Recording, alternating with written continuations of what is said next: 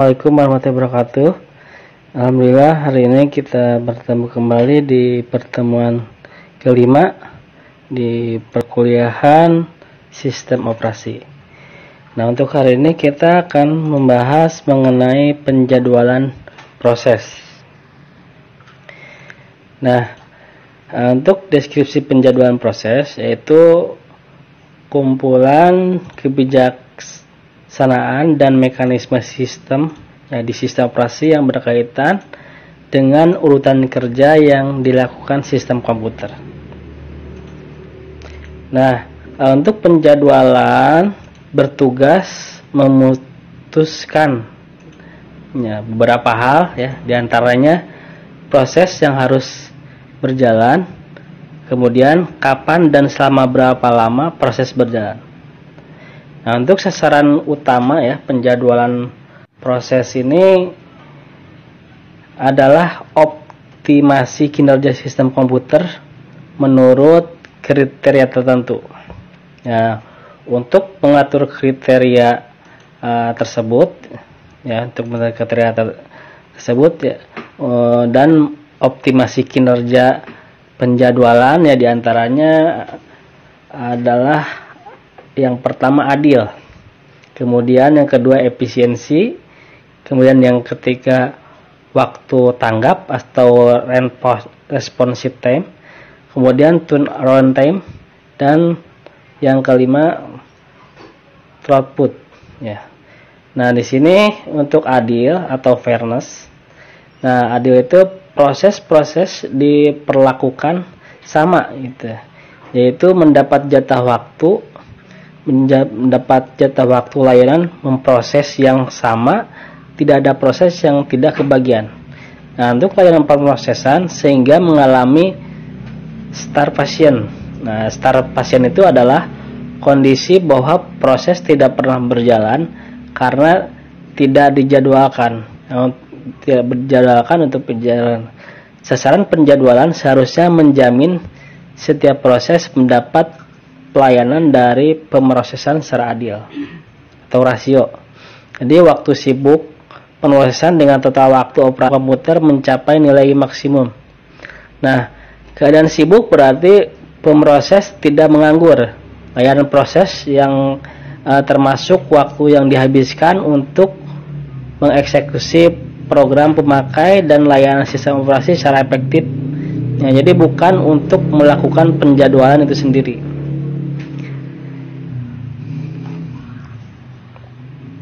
Nah, untuk penjadwalan itu sendiri ini ada waktu tanggap atau response time. Kemudian ada waktu tanggap berbeda ya. Nah, jadi berbeda sistem. Nah, ada sistem interaktif Nah, waktu yang dihabiskan dari saat karakter terakhir dari perintah dimasukkan oleh program atau transaksi sampai hasil pertama muncul di perangkat. Jadi muncul di perangkat, masukan, keluaran seperti layar atau terminal. Waktu tanggap untuk sistem interaktif biasa disebut dengan terminal response time. Nah, kemudian ada di sistem interaktif itu ada sistem waktu nyata atau real time. Nah, pada sistem waktu nyata, waktu tanggap di sesi pertama rutin layanan terhadap kejadian dieksekusi. Nah, waktu untuk sistem waktu nyata biasanya disebut dengan event response time. Nah, sasaran penjadwalan adalah kemudian ada turnaround time. Nah, ini waktu yang dihabiskan dari saat proses atau job mulai masuk ke sistem sampai proses itu diselesaikan sistem. Waktu yang dimaksud adalah waktu yang dihabiskan proses berada di sistem. Diekspresikan sebagai penjumlahan waktu eksekusi dan waktu menunggu di proses itu. Nah, di waktu proses menunggu di proses itu ada turnaround time. Nah, kalau turn on time ini waktu eksekusi ditambah waktu menunggu. Nah, kemudian ada sasaran penjadwalan adalah meminimalkan turn on time. Nah, kemudian ada yang berikutnya ada throughput. Nah, throughput adalah jumlah kerja yang dapat diselesaikan selama satu selang. Jadi satu selang waktu ya. Cara untuk mengekspresikan throughput adalah dengan jumlah proses pemakai yang dapat dieksekusi dalam satu unit atau waktu tertentu. Sasaran penjadwalan adalah memaksimalkan jumlah job atau proses yang dilayani per satu interval. Lebih tinggi angka throughput, maka lebih banyak kerja yang dilakukan sistem. Nah, kerja tersebut saling bergantung dan dapat saling bertentangan sehingga tidak dimungkinkan optimasi semua kriteria secara simultan.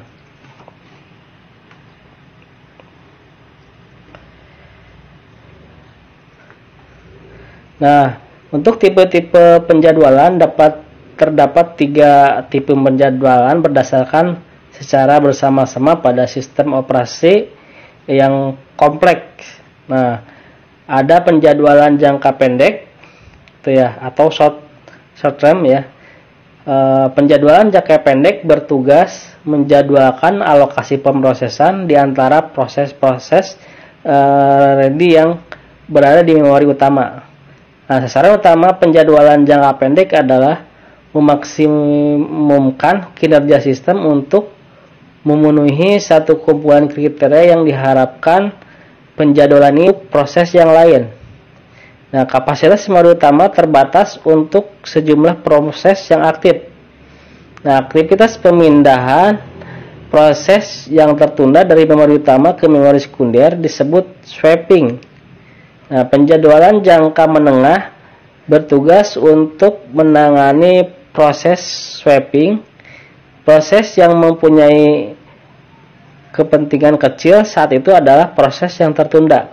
Nah, tetapi begitu kondisi yang membuat proses tertunda hilang dan proses dimasukkan kembali ke memori utama dan ready, penjadwalan jangka menengah mengendalikan transisi dari suspend ke ready.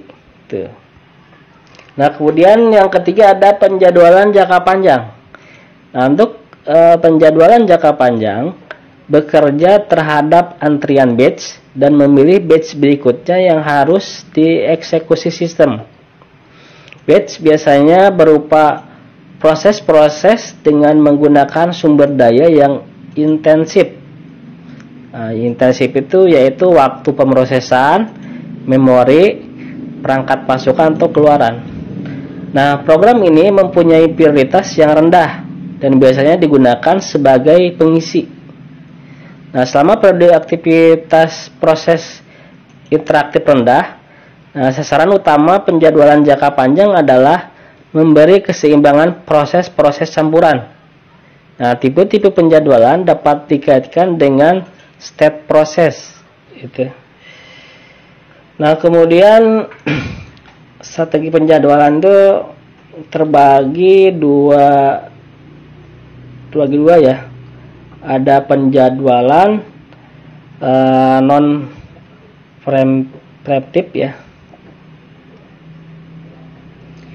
Nah, jadi begitu proses diberi jatah layanan, proses akan memproses tidak dapat diambil alih oleh proses lain sampai proses itu selesai. Non preemptif juga disebut run to completion. Karena proses yang telah dijadwalkan maka akan dijalankan sampai selesai atau proses tersebut meminta layanan.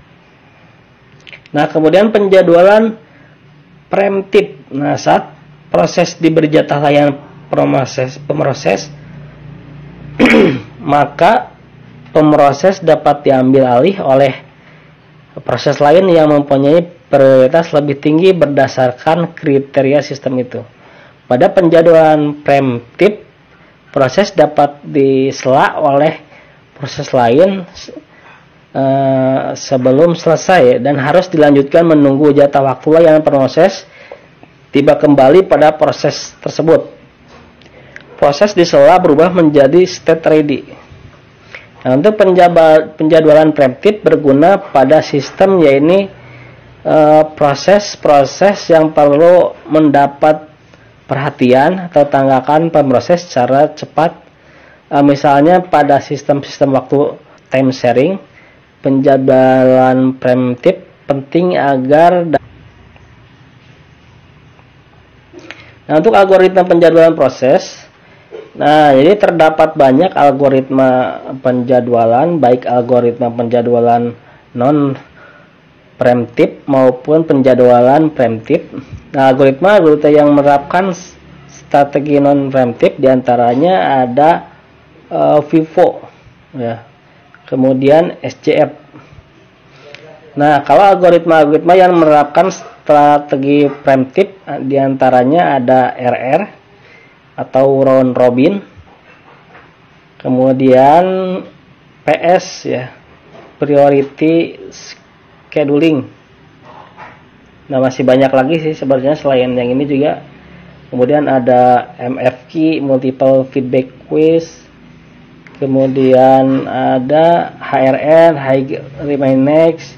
Kemudian ada PS, priority scheduling. Ada GS, guaranteed scheduling, ya. Nah, untuk klasifikasi lain selain berdasarkan atau dapat suatu proses diambil alih secara paksa adalah klasifikasi yang berdasarkan adanya prioritas, ya, diantaranya algoritma penjadwalan tanpa prioritas, gitu. Kemudian algoritma penjadwalan berprioritas terdiri dari algoritma penjadwalan berprioritas statis. Nah, kemudian ada algoritma penjadwalan berprioritas dinamis. Nah, sampai di sini pertemuan hari ini. Mudah-mudahan bisa dipahami. Sekian, assalamualaikum.